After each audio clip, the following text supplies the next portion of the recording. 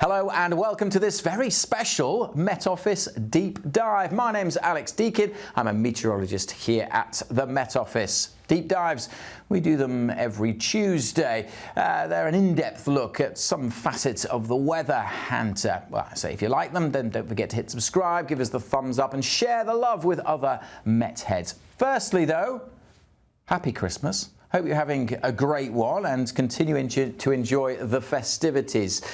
Boxing Day is a Tuesday, so there's something a little bit different about this Met Office Deep Dive. We are recording it a little bit before the Christmas period, so it's not going to have any current weather in it. But fear not, you can still get the latest details on the forecast on our YouTube channel with our presented videos, and of course on the app and on the website. And the Met Office is still fully operational 24/7, 365 days a year. The weather doesn't stop, so we don't stop. The operational meteorologists upstairs in this building are still here, making sure everything's ticking over. And we're here through Christmas Eve night, through Christmas Day, and we'll be here through New Year as well. So a big thank you to our operational meteorologists. As I say, keep up to date with the latest forecasts through the app, the website, and our YouTube channel. But deep dives are a little bit special. We've been having great fun doing them throughout this year. A quick back of the envelope calculation, I reckon we've had around 4 million views across the year on our deep dives alone. So thank you very, very much for that. We really do appreciate it. And keep the comments coming in as well. We will still read them. Any feedback, anything you'd like us to do differently as we go into 2024, then again, we will be reading them. So keep those comments coming in. But as I said, this is a slightly different, slightly special deep dive where we're going to kind of do a review of the year, but we're recording it before Christmas, so we don't have all of the stats just yet. So we haven't counted all the raindrops, we haven't spotted all the clouds, we haven't measured all of the temperatures just yet. So we'll have more on that in the next few days. There'll be a press release, probably issued on Thursday, the 28th, and all of the stats, when they're in, will be released in a roundup on the 2nd of January. So we haven't got all the stats in. So what I thought we'd do is look back at the year, but through the prism of weather warnings, because all years are interesting. In particular, this year has seen some big swings in our weather pattern. So that's kind of what we're doing today. I'm going to look back across the year through the prism of our weather warnings, how many we've issued, and all that kind of stuff. So I hope you find it interesting. As I said, do keep your comments coming. Hit the like button as well.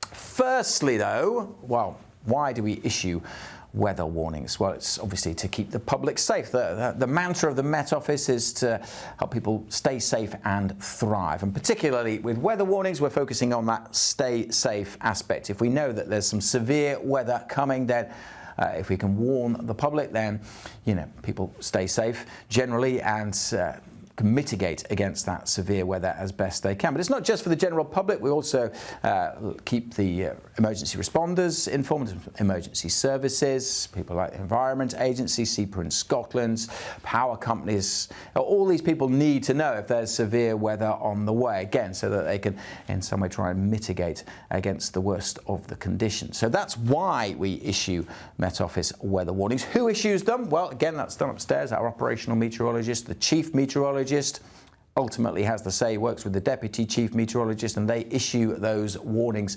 as they see fit.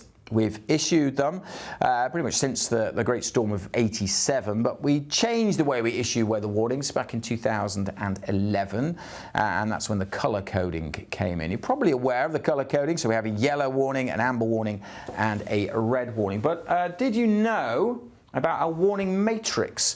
Not necessarily straightforward as just yellow, amber and red. There are different flavors, different types of yellow and amber warning in particular.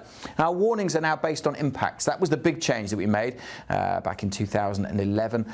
If you think about it, a 70-mile-an-hour gust of wind across the Northern Isles of Scotland isn't going to cause as much disruption as a 70-mile-an-hour wind on the Isle of Wight. So we have to base it on impacts.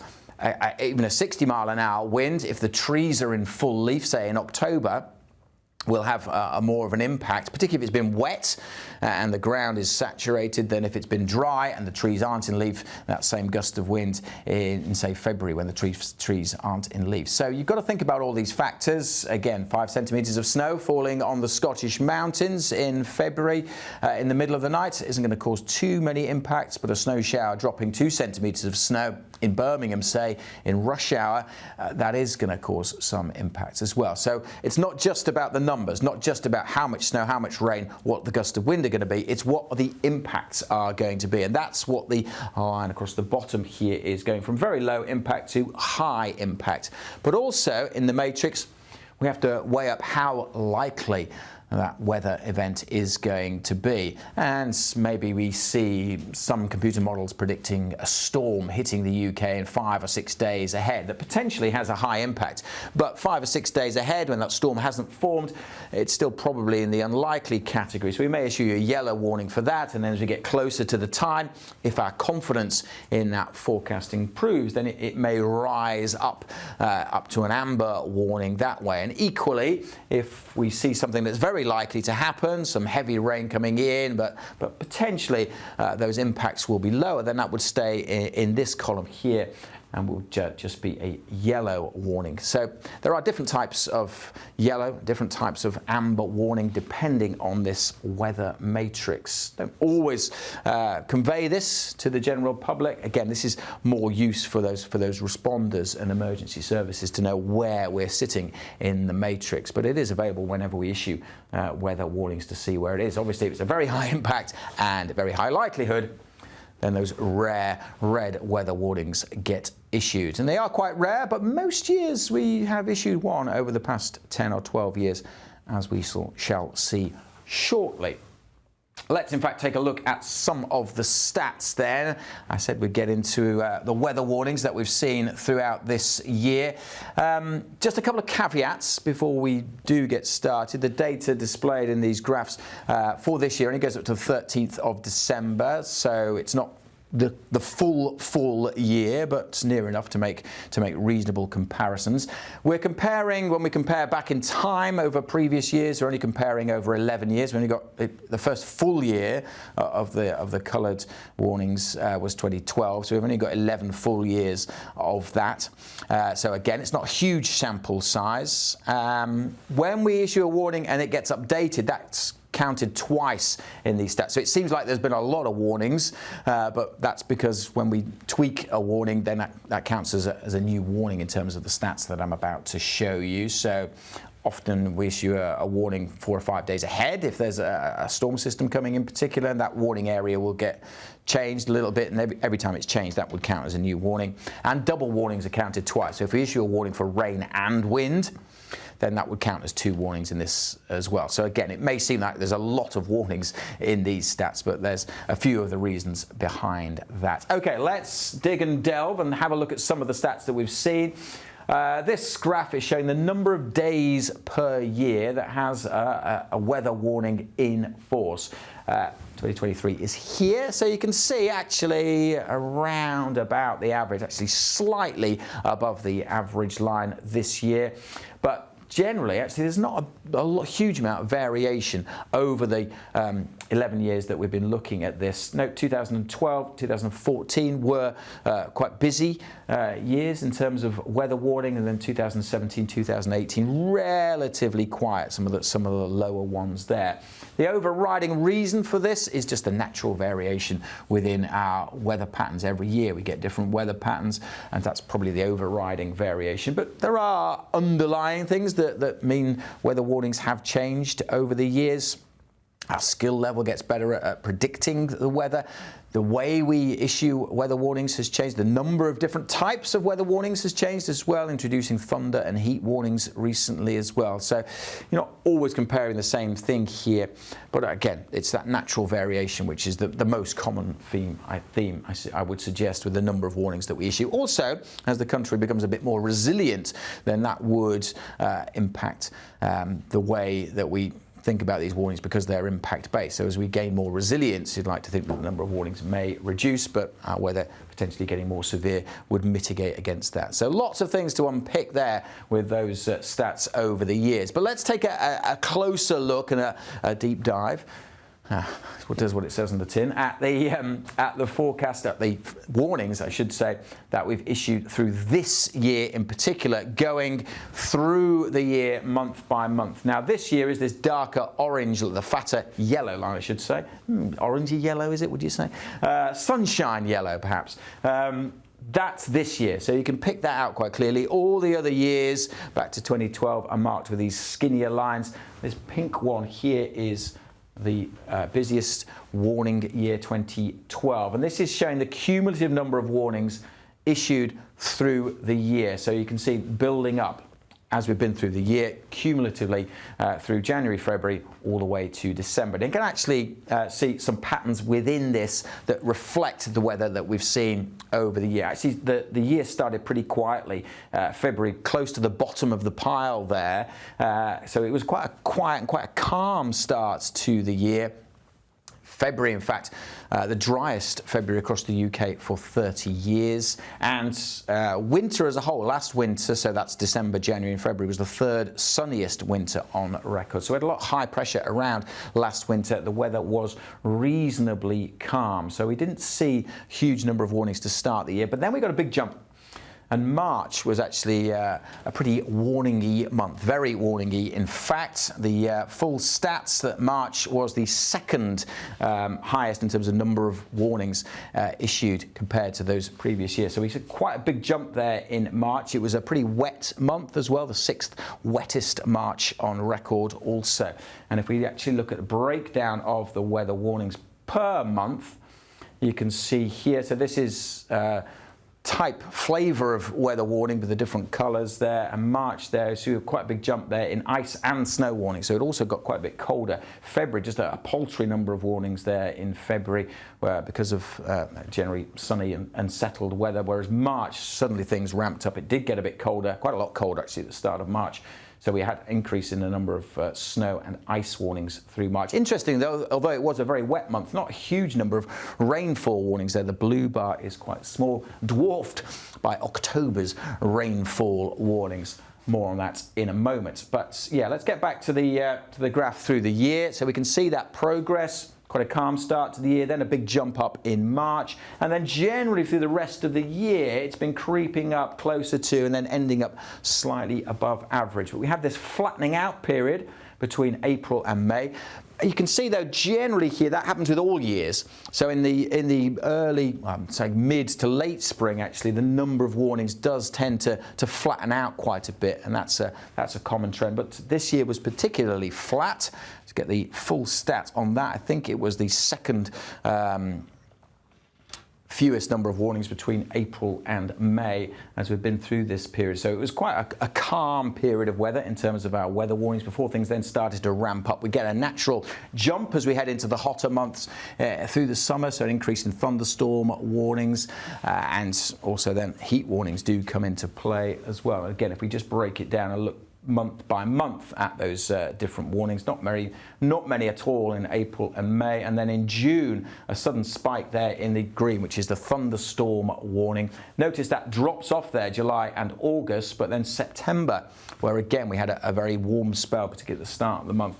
So perhaps a tie in there with the heat and the number of thunderstorm warnings that we had. So yeah, June saw a little bit of a rise, and generally across the summer, as often happens, you get that general rise compared to that flattening off in spring, and you can see that here. June was a remarkable month, hottest June on record, of course, and the first time since 1966 that June was hotter than both July and August. So that's a pretty rare event that June is hotter than both July and August. First time since 1966 that happened. 5 days in June, temperatures broke 30 Celsius, with the highest being 32.2, I think.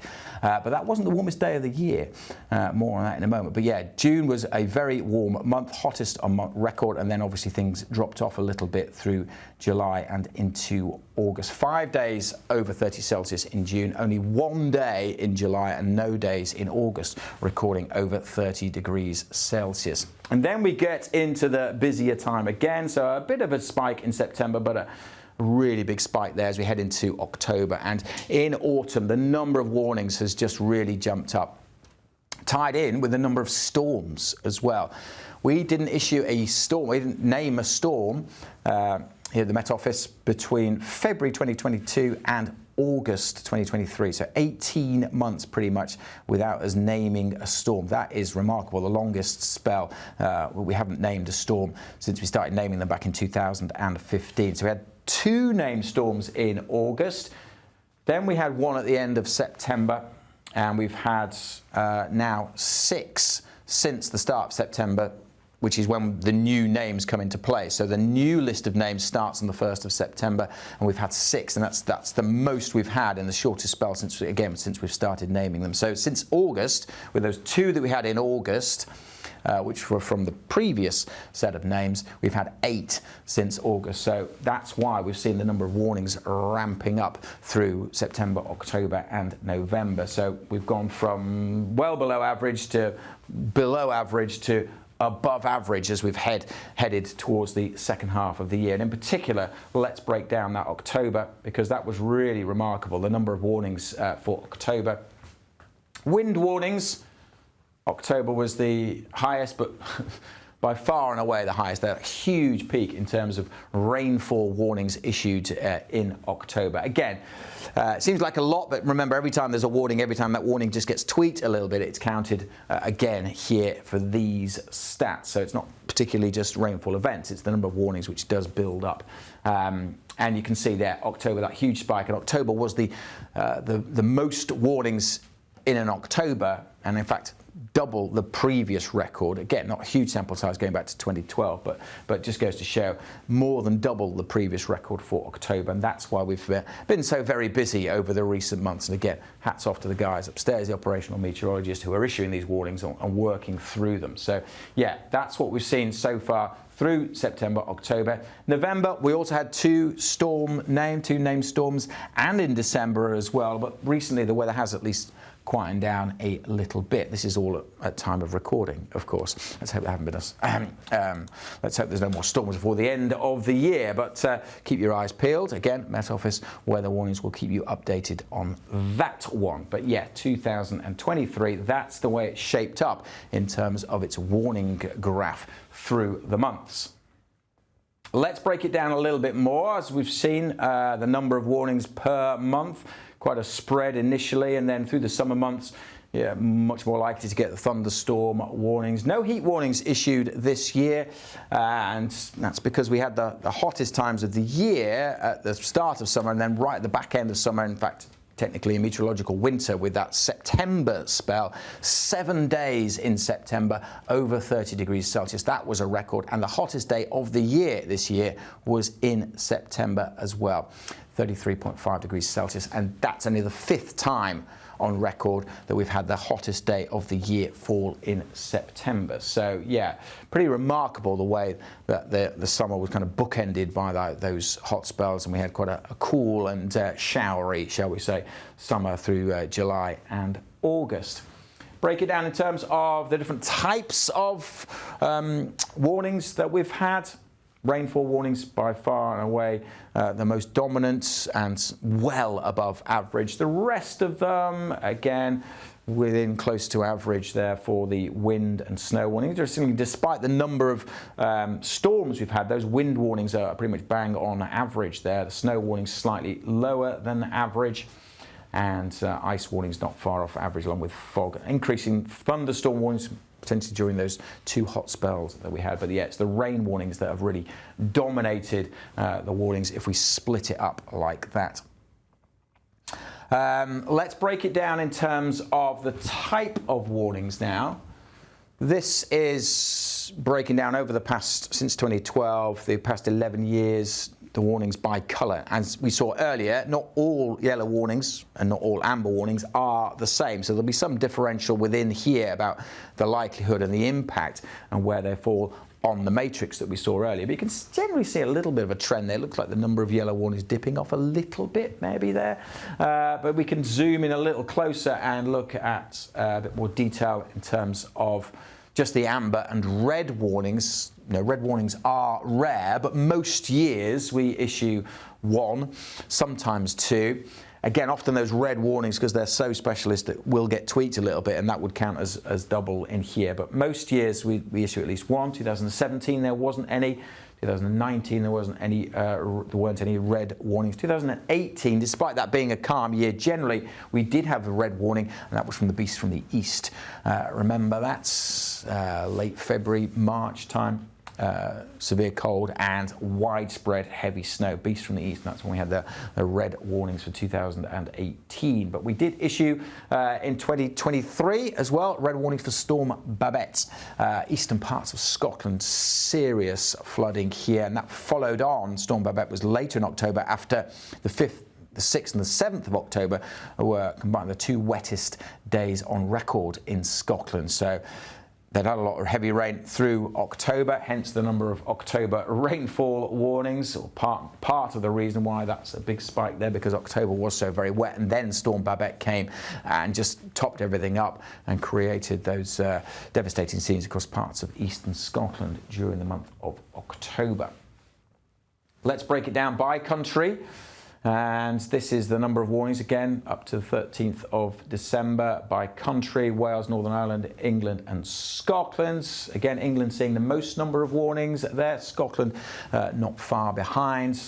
England is a larger country, of course. Scotland potentially seeing the more severe weather.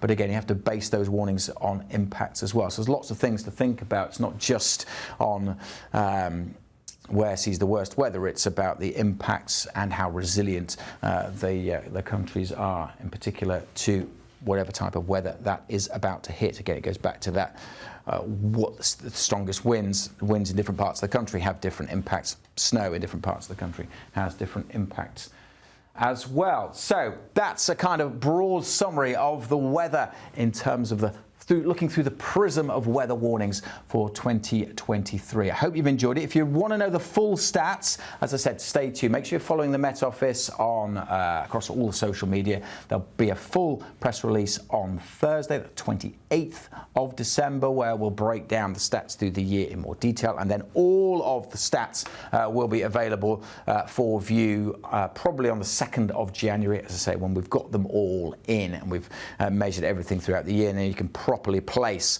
where 2023 will sit on that all-time record. But there should be some interesting stats coming out of that. So as I say, make sure you stay up to date for that one. Please do keep up to date with the weather. Lots of you will be traveling over the next few days as well, whatever you're up to over New Year. So keep up to date with the latest from the Met Office, again, through our YouTube videos.